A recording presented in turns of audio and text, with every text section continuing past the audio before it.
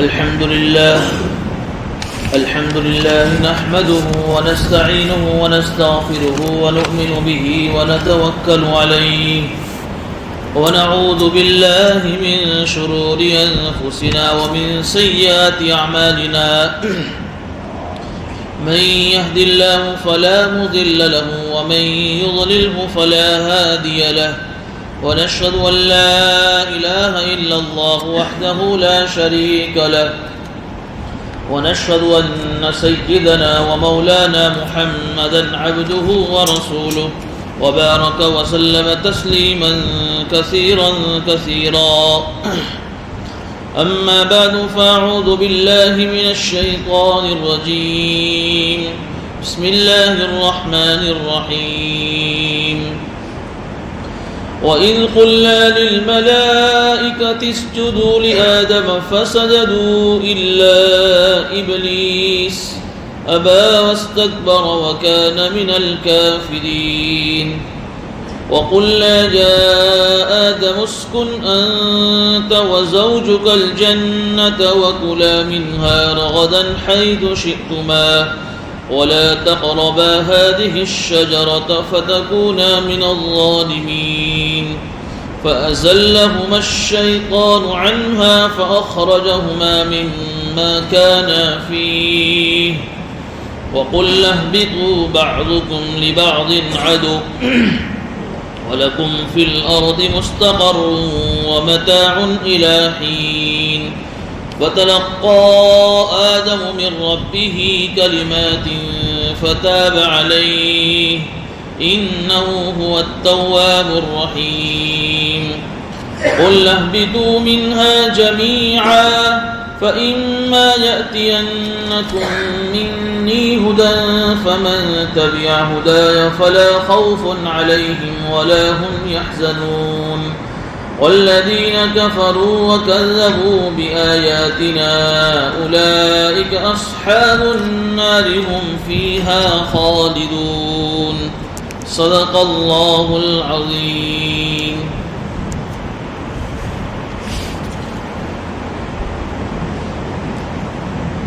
سورہ بقرہ کے رکو نمبر 4 کی تفسیر چل رہی ہے. گزشتہ مجلس میں آدم علیہ السلام کا قصہ حضرات کو بتایا تھا کہ اللہ رب العزت نے اس دنیا کو بنانے کے بعد زمینی فرشتے پیدا کیے اور پھر اس کے بعد جناتوں کو پیدا کیا اور پھر اس کے بعد انسانوں کو اللہ رب العزت نے پیدا کیا. اور انسانوں میں تمام انسانوں کے جد امجد اور تمام انسانوں کے باپ حضرت آدم علیہ السلام کو اللہ رب العزت نے اپنی قدرت کاملہ سے پیدا کیا اور پھر اس میں روح ڈالی, وہ زندہ ہو گئے. اور اس کے بعد زمین کے اوپر جتنے فرشتے تھے اور جتنی جنات اور دوسری مخلوقیں تھیں,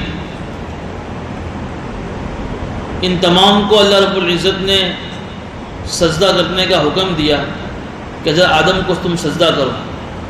اور یہ سجدہ تعظیم کا تھا, عظمت کا سجدہ تھا, عبادت کا سجدہ نہیں تھا. تمام فرشتوں نے اور تمام جناتوں نے حضرت آدم علیہ السلام کو سجدہ کیا, لیکن جناتوں میں کا ایک فرد جس کو ہم ابلیس شیطان کے نام سے یاد کرتے ہیں, اس نے سجدہ کرنے سے انکار کر دیا,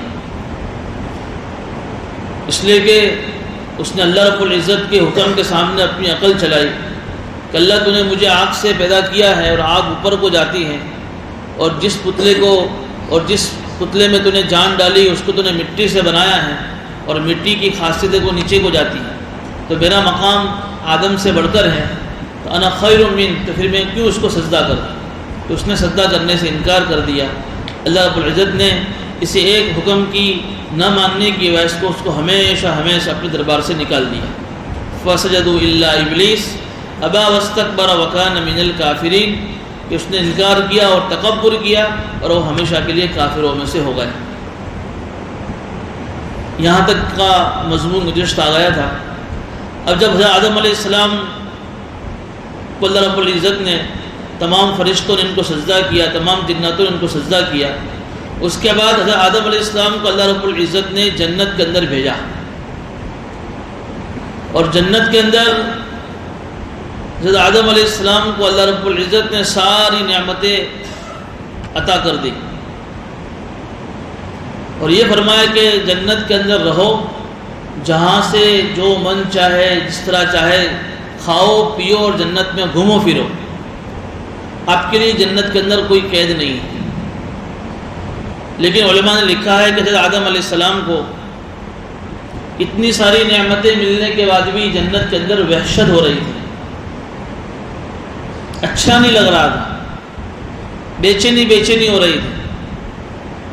تو پھر اللہ رب العزت نے حضرت آدم علیہ السلام کی بائیں پسلی سے جو دل کے قریب ہوتی ہے، اسی سے اپنی قدرت سے اس ایک پسلی کو نکالا، اور اسی سے اپنی قدرت سے حوا علیہ السلام کو پیدا کیا۔ علماء نے لکھا ہے اسی لیے قیامت تک جتنے بھی مرد دنیا میں آئیں گے، ان کی جو جمڑی پسلی ہے وہ 18 ہے، اور ڈابی پسلی 17 ہے، ایک کم ہے۔ وہ پسلی جو اللہ رب العزت نے آدم علیہ السلام کے بدن سے نکالی تھی۔ دوسری بات یہ بھی لکھی ہے کہ جب پسلی کو نکالا تو اس جگہ پر گوشت کو اللہ نے بھر دیا، تکلیف نہیں ہوئی۔ اگر تکلیف ہوتی ہے آدم علیہ السلام کو تو علماء نے لکھا ہے کہ قیامت تک جتنے بھی مرد آتے تو وہ اپنی بیویوں سے کبھی محبت نہ کرتے کہ تیری وجہ سے مجھے تکلیف ہو رہی ہے۔ تیسری بات یہ بھی لکھی ہے کہ جو پسلی جس کا انتخاب اللہ نے کیا، جس ہڈی کا وہ پسلی ہے، پسلی بھی ایک ہڈی ہوتی ہے، وہ دل کے قریب ہے۔ وہ اللہ چاہتے تو سر کے اوپر جو ہڈی ہوتی اس کو بھی لے سکتے تھے، اس سے بھی بنا سکتے تھے۔ اللہ چاہتے تو پیر کے اوپر اندر بھی جو ہڈی ہے پیر کے نیچے، اس ہڈی کا استعمال کر کے اس سے بھی پیدا کر سکتے تھے، لیکن نہیں، دل کے قریب جو پسلی تھی اس پسلی کا انتخاب کیا، اس کو چنا۔ یہ اشارہ کیا کہ عورت دل میں رکھنے کی جگہ ہے، عورت محبت کرنے کی جگہ ہے بیوی سے۔ دنیا کے اندر جو عورتوں کے معاملے میں، بیویوں کے معاملے میں جو اونچ نیچ ہے، جو بھید بھاؤ ہے، کسی نے اس کو سر پر اتنا بٹھایا ہے کہ اتنی فریڈم اور اتنی آزادی دی ہے کہ وہ اپنی مرضی کے مالک ہے، یہ بھی شریعت میں پسند نہیں ہے۔ اس لیے اللہ نے اس کو سر کی ہڈی سے نہیں بنایا کہ اس کو تم سر پر بٹھاؤ اپنی مرضی چلاؤ، نہ اس کو پیر کی ہڈی بنایا جیسے دنیا کے اور بھی بہت سارے دھرموں میں عورتوں کا کوئی مقام اور کوئی ویلیو نہیں ہے، اس کو پیر کی جوتی سمجھی جاتی ہے، اس کی کوئی ویلیو نہیں، اس کا کوئی حق نہیں، بلکہ اللہ نے ایک بین بین کا معاملہ کیا، اس کو دل کے قریب پسلی سے بنایا کہ نہ یہ سر پر بٹھانے کی چیز ہے، نہ پیروں کی جوتی کی چیز ہے، یہ دل میں رکھنے کی جگہ ہے۔ تو جب حضرت آدم علیہ السلام کی بائیں پسلی سے، ڈابی پسلی سے اللہ نے حضرت حوا کو پیدا کیا۔ حضرت حوا علیہ السلام جب جنت میں پیدا ہو گئی اللہ کی قدرت کاملہ سے، تو حضرت آدم علیہ السلام ان کے قریب جانا چاہا، ان کو دیکھ کر خوش ہو گئے، چونکہ انہی کے اندر سے پیدا کیا تو ان سے ایک طرح کی انسیت ہو گئی، تعلق ہو گیا، خوش ہو گئے، تو ان سے قریب ہونا چاہا تو اللہ رب العزت کی طرف سے جنت میں کہیں سے آواز آئی کہ آدم تم ابھی اس سے قریب نہیں ہو سکتے، تم ابھی اس کو ہاتھ بھی نہیں لگا سکتے ہو، تو کیا کرنا پڑے گا کہ نکاح کرنا پڑے گا اور مہر بھی آپ کو دینی پڑے گی۔ تو کہا کہ نکاح تو میں پڑھاؤں گا اور جنت کے جو عرش کے جو فرشتے ان کو گواہ بنایا، لیکن مہر تم کو دینا پڑے گا۔ کہ کیا مہر ہے؟ تو عرش کے اوپر جو کلمہ لکھا ہوا تھا لا الہ الا اللہ محمد الرسول اللہ صلی اللہ علیہ وسلم، اللہ کے نبی صلی اللہ علیہ وسلم ابھی دنیا نہیں بنی ہے، دنیا آباد نہیں ہوئے، اس سے پہلے اللہ نے اپنے نبی صلی اللہ علیہ وسلم کا نام جنت کے عرش پر لکھا ہوا ہے۔ کہا کہ اس نبی کے اوپر 20 مرتبہ درود پڑھو۔ کتنا اونچا مقام ہمارے نبی تاجدار مدینہ سرکار دو عالم صلی اللہ علیہ وسلم کی کا کہ ابھی دنیا میں نہیں آئی ہے، لیکن ان کا مقام حضرت آدم علیہ السلام کو بتا دیا کہ انہی کے طفیل سے میں تم کو بھی دنیا میں آباد کروں گا اور تمہاری برکت سے پوری دنیا کو میں اندر تمہاری ذریت کو، تمہاری اولاد کو پھیلاؤں گا۔ اس ہستی پر 20 مرتبہ درود پڑھو۔ چنانچہ حضرت آدم علیہ السلام نے 20 مرتبہ درود پڑھا، نکاح ہوا، اور پھر ان سے شادی ہو گئی. تو یہاں قرآن میں اسی کو اللہ تعالیٰ بیان فرما رہے ہیں وَقُلْنَا يَا آدَمُ اسْكُنْ أَنْتَ وَزَوْجُكَ الْجَنَّةَ, اور ہم نے کہا اے آدم اسکن انت تم وزوجک اور تمہاری بیوی ہوا الجنہ جنت میں رہو, آرام سے جنت میں رہو. وَكُلَا مِنْهَا رَغَدًا حَيْثُ شِئْتُمَا, اور جنت کی نعمتوں میں سے جو تمہیں پسند ہو, جہاں سے تمہیں پسند ہو کھاؤ. اللہ نے دونوں کے لیے جنت کو کھول دیا.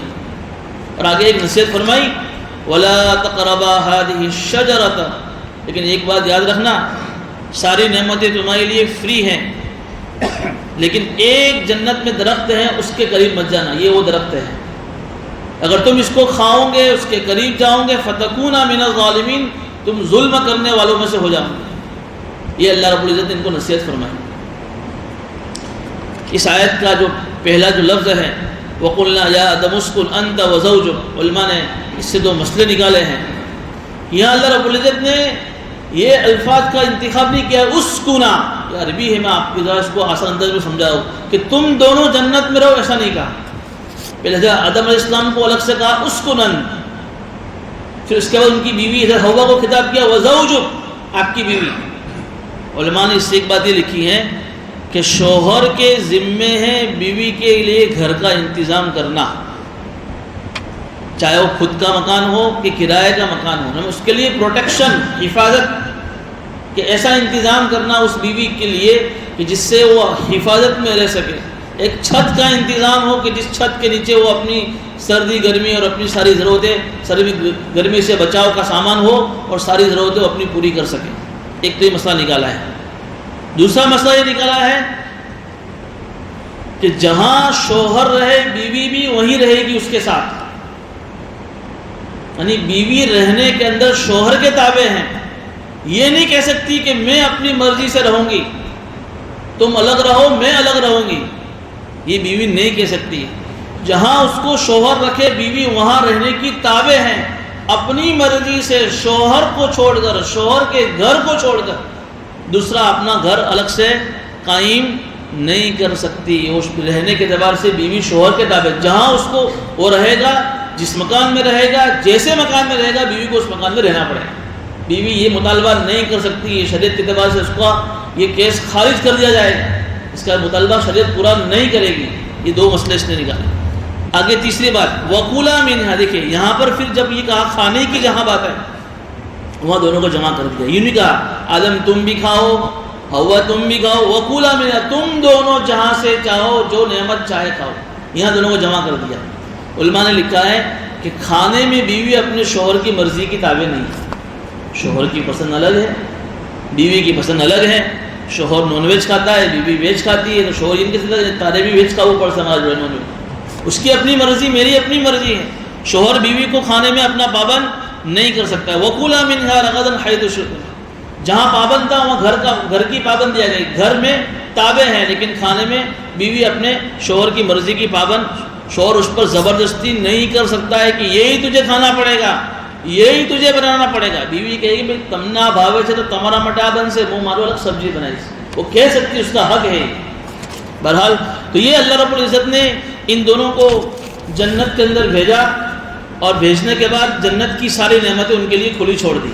رغدن یہاں ایک لفظ اور آیا ہے. رغدہ یہ عربی لفظ ہے, اس کا مطلب ہوتا ہے کہ جنت کے اندر جتنی بھی نعمتیں ہیں ان نعمتوں کو تمہیں کھانے میں پینے میں تمہیں کوئی تکلیف اٹھانے کی ضرورت نہیں ہے, کوئی مشقت نہیں تمہیں.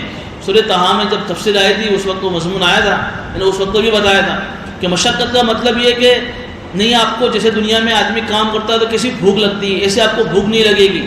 دنیا کے اندر کسی پیاس لگتی ہے, ایسے آپ کو پیاس نہیں لگے گی. دنیا میں گرمی کیسے لگتی ہے, ایسے آپ کو گرمی نہیں لگتی ہے. دنیا میں آپ کو حلال کمانے میں کیسا تھکنا پڑتا ہے, آپ کو تھکنا نہیں پڑے گا. اس لیے جنت کے بارے میں آتا ہے کہ آدمی بیٹھا ہوا اپنی بیوی کے پاس میں اور سوچ رہا ہوگا اور پرندہ اڑ رہا ہوگا, ابھی تو دل میں یہ سوچا ہوا کاش کہ اس کا بھنا ہوا گوشت مجھے ملتا, اسی سیکنڈ میں وہ بھنا ہوا پرندے کا گوشت کے بعد حاضر کر دیا جائے. یہ جنت کی کیفیت ہے کہ وہاں جنتی کو نعمت کھانے میں کسی طرح کی تکلیف, زبان سے بولنے کی بھی ضرورت کی تکلیف نہیں, نہ چھوٹے بڑے استنجا کی ضرورت. کھایا ڈکر آئی ہضم ہو گیا, کھاتے رہو، ڈکر کھاتے رہو اور ہضم کرتے رہو، نہ پیشاب پاخانہ، نہ استنجا، نہ کوئی بدبو، یہ جنت۔ تو یہی کہا کہ بھئی رغدن، جو نعمت جس طرح چاہے تم کھاتے رہو پیتے رہو، لیکن ایک درخت کے بارے میں اللہ نے منع کیا تھا، اس درخت کے قریب مت جانا۔ اب یہ درخت کون سا تھا؟ قرآن کے بارے میں ایک اصول آپ ہمیشہ یاد رکھیں، جہاں کہیں جس چیز کو اللہ نے کلیئر نہیں کیا ہے، صاف اس درخت کا نام نہیں لیا ہے، اس کا مطلب یہ ہے کہ اب اس درخت کا نام جاننے کے لیے ہمیں اونڈی سیدھی روایتیں بیان کرنے کی ضرورت نہ، اس کے اوپر ہمارا کوئی دین کا مسئلہ اٹکا ہوا ہے کہ ہمیں جب تک اس درخت کا نام معلوم نہیں پڑے گا تب تک ہمارا ایمان مکمل نہیں ہے، وہ ایسا ہے۔ بس وہ درخت تھا، کون سا تھا؟ گیہوں کا تھا کہ انگور کا تھا؟ مفسرین نے بہت ساری باتیں لکھی، لیکن جب قرآن نے اس کو بیان نہیں کیا تو ہم کوئی دو ٹوک فیصلہ اس کے بارے میں، بس وہ کوئی درخت ہوگا، کھجور کا ہو کہ گیہوں کا ہو کہ انگور کا ہو، بہرحال اس درخت کے قریب جانے سے اللہ نے منع فرمایا کہ اس درخت کے قریب مت جانا، ورنہ کیا ہوگا؟ آپ ظلم کرنے والوں میں سو جاؤں گے، آپ اللہ پر، اپنے ذات پر ظلم کرو گے۔ دیکھیے یہاں قرآن کا جو عجیب انداز ہے، یہ نہیں کہا کہ ولا تأکلا، کھانا مت، ایسا نہیں کہا، یوں کہا کہ قریب مت جانا۔ یہ بات زنا کے بعد میں بھی بتائی تھی، سورہ نور میں جب تفسیر آئی تھی ولا تقربوا الزنا، یوں قرآن نہیں کہتا ہے کہ ولا تزنوا، زنا مت کرو، یہاں ایسا نہیں کہتا کہ ولا تأکلا، اس درخت کو مت کھانا، قریب بھی مت جانا۔ جسے زنا آدمی کسی ڈائریکٹ کسی غیر محرم عورت کو پکڑ کر اس ڈائریکٹ زنا نہیں شروع کر دیتا ہے، اس زنا سے پہلے کے جو جتنے اسٹیجز ہیں، جتنے جو اس کے لیول ہیں، ان لیول کے قریب بھی مت جانا۔ یعنی غیر محرم عورت سے زنا تو نمبر 4 نمبر 5 پر آتا ہے، زنا سے پہلے کے جو 3-4 اسٹیج ہے، غیر محرم عورت کو شہوت کی نگاہ سے دیکھنا، مرد اور عورت کا، غیر محرم مرد اور عورت کا، ایک دوسرے کا، اجنبی عورت کا کسی بند کمرے میں ملنا، ایک دوسرے کو محبت کی نگاہ سے دیکھنا، یہ سب چیزیں بھی مت کرنا ورنہ تم زنا کے پاس پہنچ جاؤ گے۔ یہاں بھی یہی ہے، کھانا نہیں، درخت کے پاس بھی مت جانا، پاس جاؤں گا تو تمہیں کھانے کا من کرے گا تو تم کھا لو گے۔ علماء نے بات لکھی ہے کہ گناہ کے جتنے بھی جو اڈے ہیں، ہم اگرچہ گناہ نہیں کرتے ہیں لیکن ان اڈوں کے قریب بھی جاؤں گے تو آدمی گناہ کے اندر کبھی نہ کبھی مبتلا اور ملوث ہو جائے گا، اس لیے کہ ماحول کا اثر ہوتا ہے۔ آدمی کتنا بھی بڑا اپنا آپ کو صوفی صاحب سمجھے، کتنا بھی بڑا اپنا آپ کو نمازی سمجھے، تہجد گزار اور تسبیح اور جھبا کرتا ٹوپی پاجامہ والا اپنا آپ کو اچھا سمجھے دیندار، لیکن کبھی اپنا آپ پر مطمئن نہیں ہو سکتا ہے۔ گناہ ماحول اگر اس کا بدل گیا، مسجد سے دور چلا گیا یا ایسے ماحول میں گیا جہاں دینداری نہیں ہے، جہاں شراب، جوا، زنا عام ہے، تو آج نہیں تو کبھی نہ کبھی اس ماحول کا اثر تو اس کے اندر آئے گا ہی، چانسز زیادہ ہے اس کے کہ اس گناہ کے اندر مبتلا ہو جائے۔ اس لیے ہمیں بھی اپنا آپ کو ایسے ماحول میں رکھنا چاہیے جو ماحول دین والا ماحول ہے، مسجد سے قریب ہو، اس لیے کہ ہماری جو بستیاں ہیں اور بستی کے جتنے گھر ہیں ان کا کنیکشن مسجد، بستی کے مسجد سے ہوتا ہے، اس لیے کہ سب سے اللہ رب العزت کی ساری رحمتیں کہاں اترتی؟ کعبۃ اللہ پر اترتی۔ یہ کعبۃ اللہ مرکز ہے، تو اس کعبۃ اللہ سے ساری رحمتیں دنیا کی ساری مسجدوں میں ڈیوائڈ ہوتی ہیں، اور پھر جن جن لوگوں کا کنیکشن تعلق مسجد سے ہوتا ہے، تو جہاں جہاں مسجدوں پر اللہ کی رحمتیں اترتی ہیں وہ ساری رحمتیں ان گھر والوں کی طرف مسجدوں سے جاتی ہیں، اور اس رحمت کا اور اس کا تعلق یہ ہوتا ہے کہ پھر آدمی بہت سارے گناہوں سے اپنا آپ کو بچا لیتا ہے۔ لیکن جس کا تعلق مسجد سے نہیں ہے، جس نے اپنا آپ کو ایسی مجلسوں کا پابند نہیں بنایا جہاں اللہ اس کے رسول کی باتیں ہو رہی ہیں، اور ہر وقت بس یہ دنیا کے جھمیلوں میں اور دنیا کی فکروں میں اور دنیا کی چیزوں میں اور دنیا کے ایسے ماحول میں، تو پھر وہ آدمی خود اپنے بارے میں فیصلہ کر سکتا ہے کہ اس کی دل کی کیفیت کیا ہوتی ہے۔ صبح سے شام بس یہی دنیا دنیا دنیا دنیا دنیا، صبح اٹھا ہے تو دنیا، رات ہوئی تو دنیا، اٹھا ہے تو دنیا، اور کوئی تصور اس کے دل میں نہیں آتا ہے۔ سمجھ میں آیا؟ تو یہ وَلَا تَقْرَبَا هَذِهِ الشَّجَرَةَ فَتَكُونَ مِنَ الظَّالِمِينَ کہ تم دونوں اس درخت کے قریب بھی مت جانا ورنہ تم ظلم کرنے والوں میں سے ہو جاؤ۔ اب علماء نے لکھا ہے کہ 130 برس تک یہ دونوں جنت میں رہے، آدم علیہ السلام اور حوا علیہ السلام، لیکن یہ دنیا کے نہیں، آخرت کے، اور آخرت کے 130 برس کا وقفہ کتنا تھا؟ عصر سے مغرب کا وقفہ، اس لیے کہ آخرت کا ٹائم پیریڈ اور دنیا کا ٹائم، دونوں کا لمٹ الگ الگ ہے۔ قرآن میں ہے نا وَإِنَّ يَوْمًا عِندَ رَبِّكَ كَأَلْفِ سَنَةٍ مِّمَّا تَعُدُّونَ، آخرت کا ایک دن دنیا کے 1000 دنوں کے مقابلے میں ہوگا۔ 1000 برس، 1000 دن نہیں، 1000 برس، آخرت کا ایک دن اور دنیا کے 1000 برس، اس حساب سے 130 سال کا وقفہ کتنا ہوا؟ عصر سے مغرب کا وقفہ ہوا۔ کہ عصر سے مغرب کے درمیان رہے، کھایا پیا انہوں نے.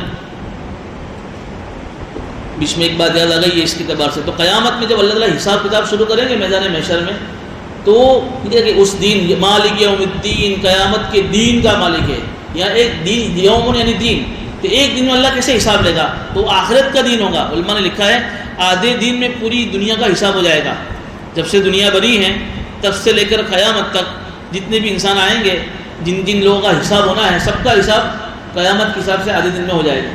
پھر اس کے بعد انشاءاللہ اللہ کی ذات سے امید ہے کہ اللہ اپنا فضل کا ہی معاملہ فرمائیں گا. ہم سب انشاءاللہ جنت میں دوپہر کا کھانا کھائیں گے، اور پھر اس کے بعد قیل اللہ بھی کریں گے. قیل اللہ بھی سنت ہے کہ نہیں؟ لیل اللہ نہیں، قیل اللہ. علماء نے لکھا ہے قیل اللہ سنت ہے، لیکن آج ہمارا قیل اللہ لیل اللہ ہو گیا ہے. قیل اللہ کہتے ہیں کھانے کے بعد تھوڑی دیر 10 منٹ لیٹ جانا، نیند آئے نہ آئے، سنت ہے. سنت کی نیت سے لیٹ جاؤ. اس کا فائدہ ایک تو سنت پر عمل ہوگا، اور دوسرا فائدہ جو چونکہ آج کل ہم لوگ ہیں نا ساری چیزیں سائنس سے دیکھ رہے ہیں، اس میں میرا دنیا کا کیا فائدہ ہے؟ سنت پر تو عمل ہوگا ہی ہوگا. سنت کو ہم ہلکے سے لے رہے ہیں، حالانکہ سنت پر عمل ہو جائے بہت بڑی بات ہے. لیکن سائنس کے اعتبار سے کیا فائدہ ہوگا؟ تو جو اسپیشلسٹ ہیں، جو انہوں نے لکھا ہے ڈاکٹروں نے، کہ جس کا معمول ہے کھانے کے بعد 10 منٹ بھی لیٹنے کا، قیل اللہ کرنے کا، اس کو کبھی ہارٹ اٹیک نہیں ہوگا، کبھی اس کو ہارٹ اٹیک نہیں ہوگا. تو بہرحال انشاءاللہ جنت میں دوپہر کا کھانا بھی کھائیں گے اور قیل اللہ بھی کریں گے انشاءاللہ. تو بہرحال یہ 130 برس سے رہے. عصر سے مغرب کا وقفہ تھا ان کا. اب عصر سے مغرب کا وقفہ پورا ہو گیا، اور جو انسان کا دشمن شیطان، جس کو اللہ نے ہمیشہ اپنے دربار سے نکال دیا، وہ پہنچ گیا جنت کے دروازے کے پاس.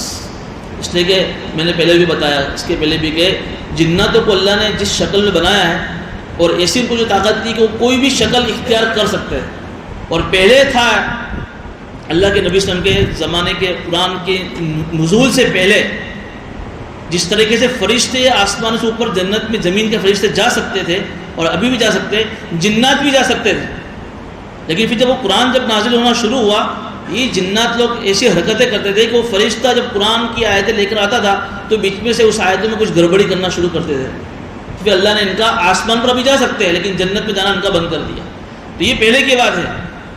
جیسے ہمارے یہاں ایک ملک سے دوسرے ملک میں کی بارڈر پہ جانا ہو تو پاسپورٹ ویزا پہلے نہیں تھا، لیکن اب جو ہے یہ چیزیں ضروری ہو گئی کہ بغیر پاسپورٹ کے بغیر ویزا کے ایک دوسرے ملک میں انٹری نہیں. اب ان کی انٹری نہیں ہے، یہ پہلے کی بات ہے. تو یہ جنت کے دروازے کے پاس پہنچ گیا. اب کون سی شکل، بہت ساری باتیں ہم کو یہ سمجھنا ہے. قرآن نے کہا کہ اس نے وسوسہ ڈالا، کیسے وسوسہ ڈالا، اس کی کیا شکل تھی، بارہ اس نے بہکایا. اور بہکانے کا انداز یہ سورہ اعراف میں بڑا تفصیل سے آیا ہے. اس نے کہا کہ دیکھو یہ جو درخت ہیں جس سے تم کو اللہ نے منع کیا ہے، تو یہ ایک جو درخت ہے اس سے منع کیا ہے. ایسے جنت میں بہت سارے درخت ہیں، صرف اسی ایک درخت سے منع کیا ہے. اس کے جیسے دوسرے جو درخت ہیں وہ درختوں کو تم کھا سکتے ہو. مثال کے طور پر میں کہوں کہ یہ پتھر، اس کو آپ ہاتھ مت لگانا. اب اس جیسے دوسرے پتھر سیم اس کوالٹی کے رکھے ہوئے ہیں، اب کوئی اس کو ہاتھ لگاوے تو کوئی کہہ سکتا ہے تم نے اس کو ہاتھ لگانے سے منع کیا ہے، اس کو تھوڑی منع کیا ہے، شاید کوالٹی سیم ہے. تو فرشتے جنات نے، شیطان نے یہ کہا تم کو تو صرف اسی ایک درخت سے منع کیا ہے، اس کی اور بھی بہت ساری شاخیں ہیں، اس سے تم کھاؤ. ایک تو یہ بہکایا، اس سے منع نہیں کیا ہے. دوسرا کیا بہکایا کہ دیکھو تم جب جنت میں نئے نئے آئے تھے نا، تو تمہارے اندر جنت کی نعمتوں کی، اس درخت کی کھانے کی طاقت، ہضم کرنے کی طاقت تمہارے اندر نہیں تھی. اب تم پرانے ہو گئے ہو، 130 برس کا زمانہ تمہارا ہو گیا ہے. اب کھانے میں کوئی واندھا نہیں ہے، کوئی حرج نہیں ہے. جیسے ایک چھوٹا بچہ جب دودھ پیتا ہے تو دودھ پیتے بچے کا جب دودھ چھڑاتے ہیں تو پہلے دن سے ہم اس کو چکن دیتے ہیں، اس کی پروسیس ہے کہ ہلکا خوراک دو، پھر تھوڑا اور بڑا ہو تو پھر اس کو کیا دینا ہے، پھر کیا دینا ہے. جب بچہ جو بڑا ہوتا ہے پھر کوئی بھی کھاوے، اب اس کا اسٹمک، اس کا میدا مضبوط ہو گیا ہے، کوئی بھی کھائے گا ہضم کر لے گا وہ. تو بس کہ اب تم نئے نئے تھے تو تم کو اللہ نے منع کیا تھا، اب تم پرانے ہو گئے ہو، اب تم کھا سکتے ہو، تمہارے اندر ہضم کرنے کی طاقت ہے. اور دوسری بات سنو، جب تم کھاؤ گے تو اس کا فائدہ کیا ہوگا؟ فَتَكُونَ مَلَكَيْنِ أَوْ تَكُونَ مِنَ الْخَالِدِينَ. یا تو تم فرشتے بن جاؤ گے یا تو تم جنت میں ہمیشہ ہمیشہ رہو گے. جب یہ بات سنی ہے آدم علیہ السلام نے کہ یار جنت میں ہمیشہ ایسی نعمت ملے کہاں سے، اور ہمیشہ رہنے کی بات ہے. اور شیطان نے پھر قسمیں کھائی، وَقَاسَمَهُمَا، اللہ کی قسمیں کھا کر بتایا. تو حضرت آدم علیہ السلام، حضرت حوا السلام نے کہ بھائی یہ کوئی بزرگ کی شکل میں علماء نے لکھا آیا تھا، اور ایسی ساری باتیں کہ چونکہ انسان دنیاوی زندگی کا لالچی ہے. آج بھی اگر کسی کو یوں کہا جاوے، کوئی حکیم یوں کہے کہ ایسی میرے پاس جڑی بوٹی ہے، تو وہ جڑی بوٹی اگر تم کھا لے ہوئے تو تیرے کو کبھی موت نہیں آئے گی. تو کوئی آدمی اگر اس کو حکیم کی بات پر بھروسہ ہو جاوے اور حکیم کو تیرے کو 10 لاکھ روپے دینے پڑیں گے تو وہ دے گا کہ نہیں دے گا؟ بس 10 لاکھ روپے میں اگر زندگی ہمیشہ کی ملتی ہے تو سستا سودا ہے، مرنا ہی نہیں مجھے تو دنیا میں ہمیشہ رہنا ہے. تو آدمی زندگی کا لالچی ہے. حضرت آدم علیہ السلام کے سامنے بھی شیطان نے یہ کہا ہمیشہ آپ جنت میں امر ہو جاؤں گے، کبھی ختم نہیں ہوں گے، یا فرشتے بن جاؤں گے.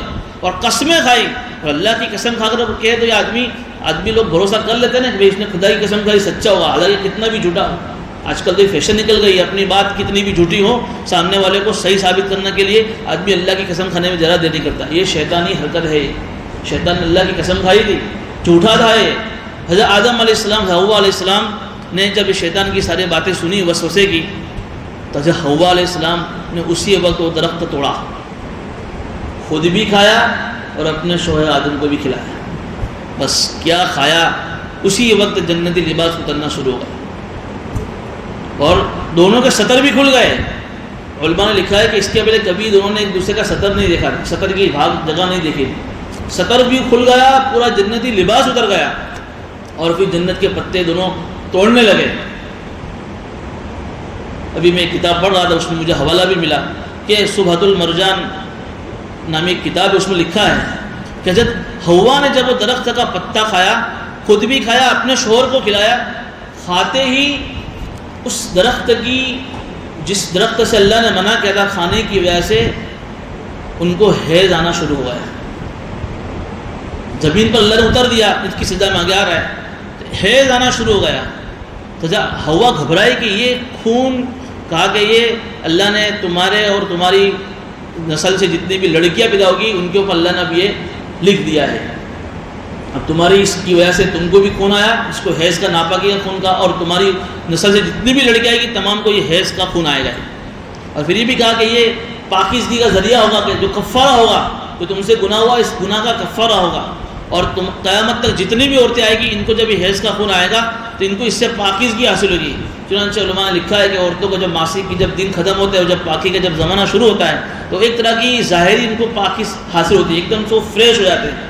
اور جو عورتیں نیک ہوتی ہیں ان کے متعلق لکھا ہے کہ ان نیک عورتوں کو جب حیض کا خون آتا ہے تو ظاہری پاکی تو حاصل ہوتی ہے، لیکن پاکی کے دن ختم ہونے کے بعد، ناپاکی کے جب دن ختم ہونے کے جب پاکی کے جب دن آتے ہیں تو باطنی اعتبار سے بھی ان کی روحانیت مضبوط ہوتی ہے.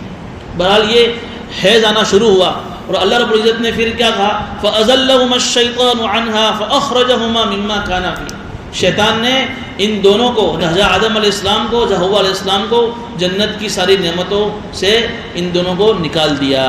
فَأَخْرَجَهُمَا، ان دونوں سے بھول کروائی اور جنت کی ساری نعمتیں جس میں وہ رہتے تھے ان سے نکال دیا. اب یہاں ایک بات یہ ہے کہ ہمارا یہ عقیدہ ہے کہ دنیا میں جتنے بھی نبی ہیں آدم علیہ السلام سے لے کر قیامت آخری نبی حضرت محمد مصطفیٰ صلی اللہ علیہ وسلم جتنے نبی ہیں، سارے کے سارے نبی کے بارے میں ہمارا عقیدہ ہے کہ وہ معصوم ہوتے ہیں. معصوم کا مطلب یہ کہ ان سے کبھی گناہ نہیں ہو سکتا ہے، نہ چھوٹا گناہ نہ بڑا گناہ، جس کو ہم گناہ صغیرہ گناہ کبیرہ کہتے ہیں. تو پھر یہ کیسے ہو گیا؟ علماء کہتے ہیں کہ یہ گناہ نہیں تھا. یہ گناہ کہتے ہیں کہ جان بوجھ کر اللہ کا کوئی حکم توڑنا. یہاں تو اللہ نے ایک مصلحت کے طور پر ان کو ان سے منع کیا تھا. وہ کیا مصلحت تھی اللہ ہی بہتر جانے. انہوں نے اس اللہ کے حکم کو، جب شیطان نے ان کو بہکایا تو اس وقت ان کو اللہ کا وہ حکم یاد نہیں رہا. وہ انہوں نے جب شیطان نے ان کو جو لالچ دی کہ اب ہمیشہ جنت میں رہوں گے یا فرشتے بن جاؤں گے اور آپ تو اب جو ہے پرانے ہو گئے ہو، نئے کہاں ہو، آپ کو ہضم کرنے کی طاقت پیدا ہو گئی، تو اس وقت ان کو اللہ کا وہ حکم یاد نہیں رہا. تو پھر انہوں نے شیطان کی ان باتوں کو سن کر اپنی سوچ سے اس کو کھا لیا. ایک سوچ کی غلطی تھی اور اپنی پرسنلی معاملے کی ایک غلطی تھی. دین کا اس سے کوئی حکم کوئی اس پر متعلق نہیں تھا. تو یہ مسئلہ ہمیں یاد رکھنا ہے کہ یہ کوئی وہ گناہ نہیں تھا جو گناہ ایک انسان سے ہوتا ہے. اس لیے کہ سارے کے سارے نبی سارے چھوٹے بڑے تمام گناہوں سے اللہ ان کو پاک صاف کر کے دنیا میں بھیجتے. اس لیے کہ اگر وہی نبی گناہ کریں گے تو پھر وہ جو قرآن، جو کتابیں اور جو اللہ قانون ہمارے پاس لے کر آئیں گے تو اس میں بھی شک ہو جائے گا نا. تو کیا معلوم کہ اس میں بھی ان سے کوئی بھول ہو گئی ہو. تو اللہ دین کے بارے میں کوئی ایسی بات ان سے کھوٹی نہیں ہونے دیتے. کوئی اپنی پرسنلی معاملہ ہوتا ہے تو ان سے بھول ہو چکے، بھی انسان ہیں تو ان سے بھول ہو سکتی ہے. تو گویا کہ اسی طرح کی ایک بھول حضرت آدم علیہ السلام اور حضرت حوا علیہ السلام سے ہوئی. اس کا نتیجہ کیا ہوا؟ وَقُلْنَا اهْبِطُوا بَعْضُكُمْ لِبَعْضٍ عَدُوٌّ، اور ہم نے کہا کہ تم میں سے بعض سب کے سب زمین پہ اتر جاؤ، سزا کے طور پر دھمکی دی اللہ نے. اور کیا کہا؟ بَعْضُكُمْ لِبَعْضٍ عَدُوٌّ، اور جب تم سب زمین پہ جاؤ گے تو تم آپس میں ایک دوسرے کے دشمن ہوں گے. یہ اللہ کی طرف سے دھمکی آئی. اب تم جنت میں نہیں رہ سکتے ہو، تم سے بھول ہو گئی ہے. ہم نے منع کیا تھا نا کہ درخت مت کھانا، اس گناہ کی سزا میں تم سب زمین میں اتر جاؤ. اور پھر کیا اعلان ہوا کہ تم سب آپس میں ایک دوسرے کے دشمن. آپس میں ایک دوسرے کا مطلب یہ کہ شیطان تمہارا دشمن ہوگا اور تم شیطان کے دشمن ہوں گے، اور آپس میں تمہاری اولاد میں بھی دشمنیاں قیامت تک چلتی رہے گی اس گناہ کی وجہ سے. یہ اللہ نے اعلان کر دیا. وَلَكُمْ فِي الْأَرْضِ مُسْتَقَرٌّ وَمَتَاعٌ إِلَىٰ حِينٍ. پھر اللہ نے فرمایا کہ زمین میں جب ہم تم کو بھیج رہے ہیں تو یہاں تمہارا زمین پر تمہارا قیام ہوگا اور ایک مدت تک تمہیں رہنا ہے. یہ بھی کہہ دیا ہمیشہ نہیں رہنا ہے، ایک مدت تک تمہیں زمین کے اوپر رہنا ہے. فَتَلَقَّىٰ آدَمُ مِن رَّبِّهِ كَلِمَاتٍ فَتَابَ عَلَيْهِ. علماء نے لکھا ہے کہ جب زمین کے اوپر آئے جو آدم علیہ السلام حوا علیہ السلام، یہ جو کتاب کا میں حوالہ دے رہا تھا صبحۃ المرجان فی آثار ہندوستان، ایک بہت بڑے محدث کی کتاب ہے. انہوں نے لکھا ہے کہ جب آدم علیہ السلام کو اللہ نے ہندوستان کا جو مشرقی جو علاقہ ہے جس کو آج ہم سری لنکا کے نام سے یاد کرتے ہیں، وہاں ان کو اتارا. آج بھی ان کی اونچائی پر ان کے نشانات قدموں کے موجود ہیں، لوگ دیکھنے جاتے ہیں. اور حضرت حوا جو ہماری دادی ہے، ان کو جدہ میں اتارا. جو آج جدہ ہے نا، جہاں ایئرپورٹ ہے جہاں لوگ حاجی جاتے ہیں، وہ جدہ عربی کا لفظ ہے، اس کو کہتے ہیں دادی. چونکہ ہماری دادی تھی تو ان کو جدہ میں اتارا، تو اسی کے نام سے اس کا نام جدہ پڑ گیا. اور آج بھی جو سرکل جو جدہ کا جہاں سے آتا ہے وہ قبرستان کے اوپر لکھا ہوا مقبرۃ امنا حوا، ہماری ماں اور ہماری دادی حوا کی یہاں قبر ہے. تو بہرحال حضرت آدم علیہ السلام کو سری لنکا میں اتارا، حوا علیہ السلام کو جدہ میں اتارا. پھر دونوں کی ملاقات عرفات میں ہوئی، اس لیے اس کو میدان عرفات کہتے ہیں. اور جب دونوں ملے تو اللہ کے اس حکم، اللہ کی جو دھمکی اور زمین پہ جب ان کو اتار دیا تو علماء نے لکھا ہے کہ اتنا روئے. حدیث ابھی وہ حدیث کا بھی مجھے حوالہ مل گیا، میں نے کب سے سنا تو تھا لیکن ابھی میں مطالعہ کر رہا تھا. تو بحقی کی ایک روایت ہے، شعب الایمان امام علامہ بحقی کی حدیث کی کتاب ہے، اس میں انہوں نے ایک حدیث نقل کی ہے کہ اتنا روئے کہ ان کے رونے کو اگر جمع کیا جاوے تو حضرت آدم علیہ السلام سے لے کر قیامت تک جتنے بھی انسان دنیا میں آئیں گے قیامت تک، وہ سب لوگ روے اور ان کے رونے کو ایک جگہ جمع کیا جاوے اور ان دونوں کے رونے کو ایک جگہ جمع کیا جائے، ان دونوں کا رونا ان سب کے مقابلے میں بڑھ جائے. کتنا روئے ہوں گے. ترازو لایا جاوے اور ایک ترازو میں قیامت تک کے لوگوں کے آنسو اور ایک ترازو میں ان کے آنسو، تو ان کے آنسو جھک جائیں گے، بڑھ جائیں گے. کتنا روئے ہوں گے. برسوں برس تک روتے رہے، نیچی نگاہ سے روتے رہے، اوپر تک نہیں دیکھا. اور پھر اس کے بعد معافی مانگنے کے لیے زبان پر کوئی کلمات بھی وہ نہیں لا رہے تھے. اتنی شرمندگی تھی ان کو کہ کون سے الفاظ سے اللہ سے ہم معافی مانگیں، اتنی بڑی ہم سے بھول ہو گئی. پھر اللہ تعالیٰ نے ہی جب دیکھا کہ دونوں رو رہے ہیں تو اللہ نے ان کو توبہ کے کلمات سکھائے. جیسے مثال کے طور پر ایک بیٹا اپنے باپ کا نافرمان ہو اور باپ اس کو جو ہے اپنے گھر سے نکال دے، اور پھر جب بیٹے کو شرمندگی ہو اور وہ رو رہا ہو کہ میرے باپ نے مجھے گھر سے نکال دیا، اور اتنا روے اتنی شرمندگی ہوئے کہ پھر اس کو باپ سے معافی مانگنے میں بھی شرم آوے کہ میں کون سے الفاظ سے اپنے ابا سے اپنے باپ سے معافی مانگوں. تو پھر وہ اس کا ابا اس کو گھر میں بلاوے اور کہ بول کیا ہوا، پھر بھی وہ نہ بولے. پھر ابا یوں کہ اب آئندہ ایسا نہیں کروں گا. پھر وہ یوں کہے کہ ابا میں آئندہ ایسا نہیں کروں گا. ابا کہے کہ میں نے تجھے معاف کر دیا. بس یہی شکل یہاں ہوئی. آدم علیہ السلام نہیں بول رہے، اللہ نے ان کو توبہ کے کلمات سکھائے. فَتَلَقَّىٰ آدَمُ مِن رَّبِّهِ كَلِمَاتٍ. کہ اللہ رب العزت نے اپنے رب نے آدم علیہ السلام کو کلمات، توبہ کے کلمات سکھائے، جس کا تذکرہ سورہ اعراف میں آیا ہے. رَبَّنَا ظَلَمْنَا أَنفُسَنَا وَإِن لَّمْ تَغْفِرْ لَنَا وَتَرْحَمْنَا لَنَكُونَنَّ مِنَ الْخَاسِرِينَ. یہ دعا جو ہم پڑھتے ہیں یہ دعا کے کلمات اللہ نے آدم علیہ السلام کو سکھائے. اتنی عجیب دعا ہے. جیسے آج کوئی سرکاری اسکیم آوے اور سرکاری اسکیم کے اندر سرکار فارم جاہرات باہر پڑتی ہے، اس کے فارم باہر پڑتے ہیں. اس میں آدمی کیا کرنا پڑتا ہے، اپنا پورا بایو ڈاٹا اس میں لکھنا پڑتا ہے. باقی سرکار کی ساری پروسیس اس میں لکھی ہوئی ہوتی ہے. اپنی صحیح کرو، اپنی ساری چیزیں اس میں لکھ دو، تو وہ سرکار کے اندر اس کا فارم قبول ہو جاتا ہے. تو جتنی جو دعائیں قرآنی دعائیں ہیں، یہ جو حدیث میں جو دعائیں آئی ہیں، یہ دعائیں بھی چھپے ہوئے فارم کی طرح ہیں. ایک تو دعا جو ہم مانگتے ہیں اور ایک وہ دعا جو اللہ اس کے نبی نے ہمیں سکھائی ہے. تو ہمیں بہت ایک فارم ہم بھرے اور ایک فارم سرکار کی طرف سے آئے. فرق ہوتا ہے نا، سرکار کا لکھنے کا انداز الگ ہوتا ہے، سرکاری انداز ہوتا ہے. ہماری دعا اپنی دعا ہے، اللہ اس کے رسول کی دعا اپنی دعا ہے، اس کا جو انداز ہوتا ہے علماء لکھا ہے کہ یہ دعائیں قبول ہونے کے بہت زیادہ قریب ہوتی ہے۔ یہ دعا سکھائی، ربنا ظلمنا انفسنا، اے اللہ ہم نے ہماری ذات پر ظلم کر دیا تیرا ایک حکم نہ مان کر، وَإِن لَّمْ تَغْفِرْ لَنَا وَتَرْحَمْنَا، اگر تو نے ہمیں معاف نہیں کیا اور ہمارے اوپر رحم نہ کیا، فَتَكُونَ مِنَ الظَّالِمِينَ، اللہ ہم تو ظلم کرنے والوں میں، تو نے ہمیں کہا تھا ہم ظلم کرنے والے ہو جائیں گے، ہمارا کیا ہوگا؟ جب یہ کلمات جب انہوں نے اللہ نے ان کو سکھائے، جب یہ کلمات انہوں نے دہرائے، فتاب علیہ، اللہ فرما رہے ہم نے اس کی توبہ کو قبول کر لیا، انہ هو التواب الرحیم، اور اللہ بہت زیادہ توبہ قبول کرنے والا اور بہت رحم کرنے والا ہے۔ اس آیت کے اندر عیسائی جو ایک مذہب ہے اس کا ایک تردید ہے، اس کو ختم کر کے میں انشاءاللہ بات ختم کرتا ہوں کہ انہوں نے یہ کہا کہ حضرت آدم علیہ السلام سے جب جنت میں بھول ہوئی اور اس کی سزا میں جب ان کو اور ان کی بھی ہوا کو دنیا میں اتارا، تو اب قیامت تک ان کی جو بھی نسل ان کے اندر ان کے ذریعے سے پیدا ہوگی وہ سب کی سب ایک بھول لے کر دنیا میں آئے گی، ایک گناہ کا پوٹلا لے کر دنیا میں آئے گی، اور اس کے کفارے کے طور پر یہ ان کا کہنا ہے عیسائی کرسچن لوگوں کا کہ ان کے کفارے کے طور پر پھر اللہ نے اپنا صلبی اور اپنا حقیقی بیٹا حضرت عیسیٰ کو اتارا، اور پھر تمام لوگوں کی طرف سے اللہ نے اپنے بیٹے کو صلیب پر چڑھا دیا اس کی سزا کے طور پر۔ اس لیے ان کا جو عقیدہ ہے نا کہ عیسیٰ علیہ السلام کو صلیب جو ان کا نشان ہے، پلس کا جو نشان ہے صلیب جس کو کہتے ہیں، یہ ان کا عقیدہ ہے کہ اللہ نے تمام قیامت تک آنے والے انسانوں کی طرف سے کفارے کے طور پر سزا کے بدلے میں اپنے بیٹے عیسیٰ کو صلیب پر چڑھا دیا تاکہ تمام کی طرف سے کفارہ ادا ہو جائے۔ یہ غلط عقیدہ، اس کی تردید نہ کر دی کہ اللہ نے تو حضرت آدم علیہ السلام کی توبہ قبول کر لی، اگر توبہ قبول نہ کی ہوتی تھی الفاظ قرآن میں آتے فَتَلَقَّى آدَمُ مِن رَبِّهِ کلمات، کہ اللہ نے اپنے رب نے آدم کو کلمات توبہ کی تلقین کی، فتاب علیہ، اللہ نے توبہ قبول کر لی، انہ هو التواب الرحیم، اللہ توبہ قبول کرنے والا رحم کرنے والا ہے۔ اس کا مطلب یہ ہوا کہ آدم علیہ السلام جب زمین پر آئے اور انہوں نے توبہ کی تو اب بالکل پاک صاف، ایک تو ہے کہ یہ کوئی بڑا گناہ تھا ہی نہیں، پھر بھی نبی تھے تو نبی کا مقام اونچا ہوتا ہے، اس لحاظ سے اگر اللہ نے ان کو سزا دی بھی ہو اللہ نے اس کو معاف کر دیا۔ اب یہ کہنا کہ قیامت تک جتنی بھی اولاد آئے گی سب کی سب گناہ کا پوٹلا لے کر آئے گی اور اس کے بدلے میں عیسیٰ علیہ السلام کو صلیب پر چڑھا، یہ بالکل غلط عقیدہ ہے۔